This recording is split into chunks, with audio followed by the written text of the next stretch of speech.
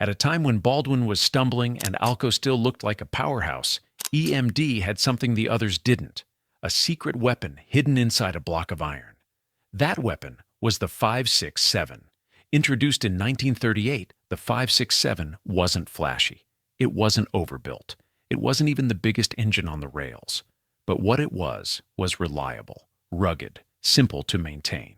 And that combination would redefine what railroads demanded from a diesel locomotive.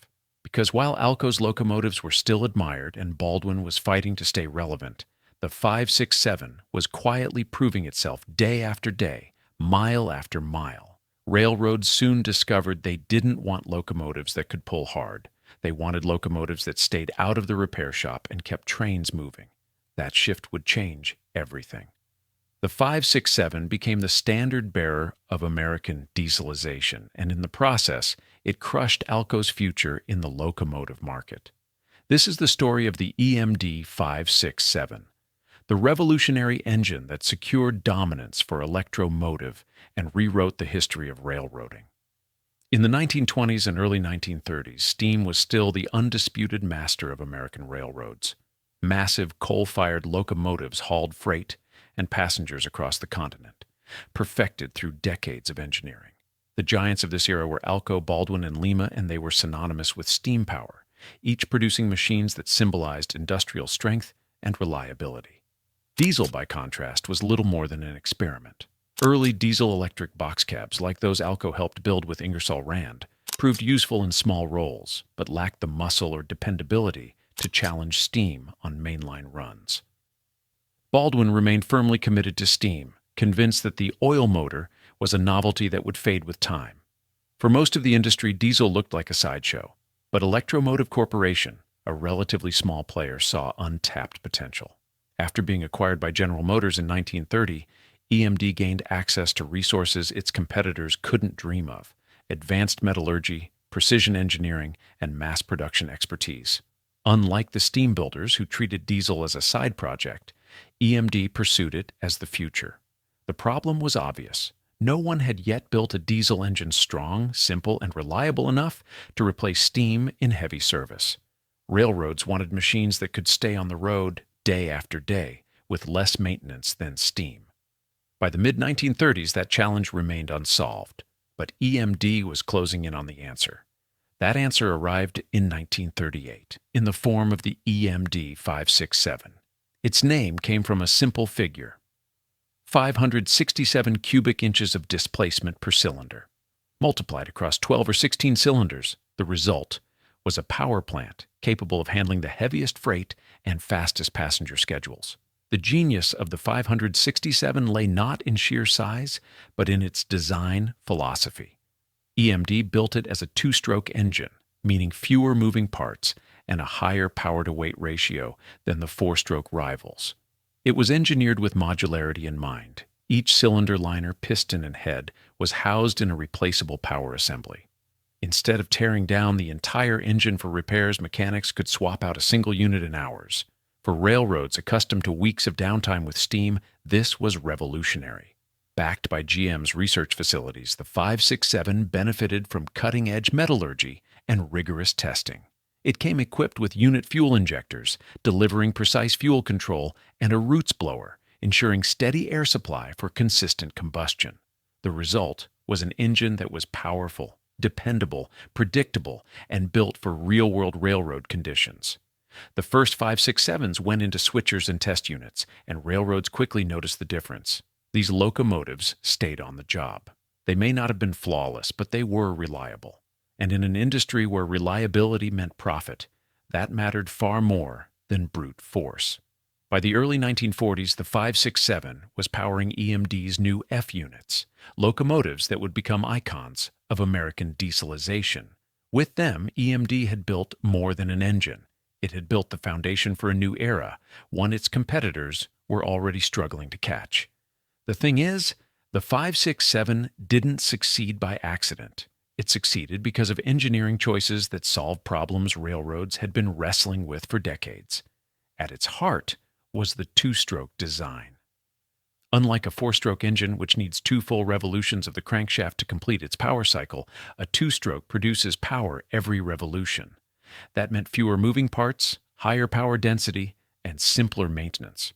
Railroads didn't want experimental complexity, they wanted something that worked, and the two-stroke layout delivered exactly that. To support this design, EMD equipped the 567 with a roots blower, forcing air directly into the cylinders. It meant consistent air induction whether you were running through a frigid Minnesota winter or a blistering Arizona summer. Reliability across climates became a selling point, and it gave the 567 an edge over competitors whose engines often struggled outside controlled conditions. Then there were GM's patented unit fuel injectors. Instead of relying on a centralized fuel system with miles of piping and pumps, each cylinder in the 567 had its own injector. That meant precise, reliable fuel delivery every single time, without the plumbing headaches that plagued Alco's designs. It also made maintenance easier. If one injector failed, you replaced just that one, not the entire system. But perhaps the most revolutionary feature of the 567 was its modular construction. Each cylinder assembly, including liner, piston, and head, could be pulled out and swapped on the spot. For a railroad, downtime is money lost, and this one innovation slashed repair times dramatically. A crew could service a 567 in hours, not days, and get that locomotive back into revenue service. And finally, EMD leaned hard into standardization. The 567 was built in multiple configurations, 6, 8, 12, and 16 cylinders. But the core design remained the same. That meant parts were interchangeable, training was simplified, and railroads could standardize their fleets in ways they never could with Alco's mix of models. The result was a machine that was a system, engineered for real-world efficiency. The brilliance of the 567 wasn't in any one innovation. It was in how all these choices came together to make the diesel locomotive practical, reliable, and profitable. World War II became the crucible that tested diesel technology on a massive scale. With global conflict came unprecedented demand for locomotives to move troops, supplies, and raw materials across the continent, and railroads had to operate at full tilt. The U.S. government restricted new passenger locomotive production during the war, but freight and switcher units were fair game, and EMD was ready. The 567-powered switchers quickly proved their worth in yards that operated around the clock. That kind of reliability under wartime pressure gave EMD something money couldn't buy: trust. Meanwhile, Alco and Baldwin were still dragging steam-era habits into the diesel age. Alco, in particular, was pushing its early four-stroke designs, but they never quite measured up in terms of day-to-day dependability. Maintenance demands were higher, parts inventories more complicated, and engines less forgiving when pushed hard. Railroads noticed. By the mid-1940s, the 567 had gone from an interesting innovation to a proven workhorse. Railroads that had once been skeptical of diesel were now convinced. The engine's performance during the war laid the groundwork for the post-war boom when dieselization would sweep across North America and finally put steam out of business. When the war ended, the stage was set for the diesel locomotive to completely replace steam. Alco, still a respected name in railroading, knew it had to compete with EMD's increasingly successful 567. In 1946, they introduced their answer: the Alco 244 engine. On paper, it looked like a worthy rival. It was a four-stroke design, more modern in theory, and it promised competitive horsepower ratings. For a moment, railroads were hopeful that Alco could keep pace, but in practice, the 244 turned out to be a disaster. The engine suffered from a laundry list of reliability problems. Crankshafts failed unexpectedly, cylinder blocks cracked, and the engine had chronic overheating issues. What was supposed to be a cutting-edge machine quickly became a maintenance nightmare. Railroads, already skeptical about large-scale diesel investment, now found themselves pouring money into constant repairs. The contrast with EMD's 567 couldn't have been more stark. While Alco's 244 locomotives sat idle in roundhouses waiting for parts, EMD's F units and E units kept running. The 567 was proving itself bulletproof in the eyes of the railroads. Crews found it simple to maintain, and management loved the lower costs. Railroads learned the hard way that horsepower ratings on a brochure meant little if the engine couldn't stay in service. The 244 debacle permanently damaged Alco's reputation.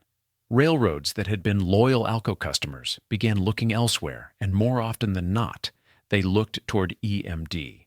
The 567 had already built trust during the war. Now, with Alco struggling to keep locomotives on the rails, that trust turned into dominance. Railroads are conservative by nature. Once burned, they don't take chances. By the late 1940s, Alco had burned too many bridges, and EMD's 567 was positioned as the clear choice for anyone planning the future of their fleet. The 1950s became the decade of EMD. With the 567 engine at its core, EMD offered something railroads had always wanted but never had before: true fleet standardization. Instead of juggling a mix of locomotives from different builders, each with its own quirks, parts, and maintenance headaches, railroads could now buy an entire fleet of EMD diesel switchers, all built around the same proven engine. The benefits were enormous. Training programs became simpler since crews only had to learn one system.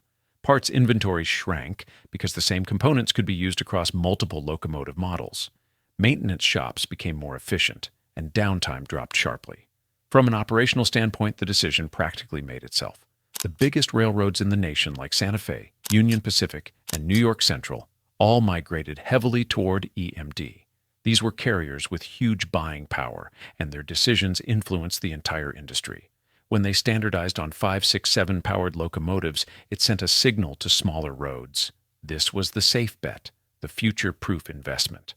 Meanwhile, Alco struggled to recover from the 244's failures. Even when they introduced new engines like the 251, the damage was done. Their reputation for unreliability stuck, and in railroading, reputation is everything. Baldwin, already floundering, couldn't compete either. One by one, the traditional steam builders that had once dominated the industry were left behind. And for Alco, the story was clear. The 244 had been their chance to fight back, but EMD's 567 had crushed them decisively. The triumph of the EMD567 wasn't only about the engine itself, it was about the system that General Motors built around it. GM brought something to locomotive building that neither Alco nor Baldwin ever mastered: scale, consistency, and a service network that railroads could depend on. Production at EMD's LaGrange, Illinois plant was modeled after the automotive assembly line. That meant locomotives could be turned out in large numbers with uniform quality, a radical shift from the more boutique craftsman-style approach of Alco. Standardization became a business model. Whether a railroad bought a switcher with a 6-cylinder 567 or a passenger locomotive with a 16-cylinder, they could count on interchangeable parts, shared training, and consistent service procedures. But production scale was only half of it. EMD also adopted a service-first philosophy. GM knew that railroads were buying up time, so EMD set up field support teams, stocked parts warehouses across the country, and trained mechanics. Railroads learned quickly: if you bought EMD, you weren't left on your own when things went wrong. Compare that to Alco, which often struggled to supply parts, and Baldwin, which clung to mechanical complexity rooted in its steam background. For Alco, the post-war years were a slow unraveling. Once the proud builder of America's most powerful steam locomotives, the company never fully escaped the shadow of its failed 244 diesel engine. The breakdowns had been too frequent, too costly, and too visible. Even when Alco introduced the 251 engine in the mid-1950s, it was simply too late. Railroads had already shifted their loyalty. The 251 was, in many respects, a capable and even innovative design, more refined than the troubled 244. But railroads remembered the wasted shop time, the stranded trains, and the costs they had incurred. In an industry built on trust and long-term capital investment, reputations didn't heal easily. While a few loyal customers stuck with Alco, the big Class I railroads, the ones that bought locomotives by the dozens, were firmly in EMD's camp. Meanwhile, EMD wasn't standing still. The 567 was continuously refined, with improvements in power output, cooling, and efficiency. And when the time came to expand, GM's engineers didn't reinvent the wheel. They evolved the 567 into the 645 series in the mid-1960s, and later the 710 series, carrying forward the same design DNA. That meant every improvement built upon proven foundations, giving railroads confidence that new models would perform just as reliably as the ones before. Today, nearly a century after its birth, the EMD567 still rumbles on. Thousands of units have been retired, scrapped, or rebuilt, but many continue to serve on short lines, in industrial yards, and in museum collections across North America and beyond. For rail fans, the unmistakable bark of a 567 at full throttle remains one of the most iconic sounds in railroading, a deep, throaty two-stroke cadence that instantly evokes the golden age of diesel. Before the 567, steam was king and diesels were a curiosity. After it, the balance was permanently shifted. The 567 proved that diesels could be rugged, reliable, and economically superior, changing the way railroads invested, maintained, and operated their fleets. It also reshaped the competitive landscape. EMD, once a small outsider, became the undisputed leader of the diesel era. The modular philosophy pioneered in the 567 paved the way for the 645 and 710 engines, and even today the DNA of that original design can be found in modern locomotives. Few machines have had such a lasting influence on both technology and industry, and that's how the 567 became the nail in Alco's coffin. The sound of its two-stroke rhythm carried across America's railroads, echoing a future that left old giants behind. If stories like this keep your love for railroading alive, make sure to subscribe for more journeys into the machines that shaped America's past, and share your own memories of the 567 in the comments below.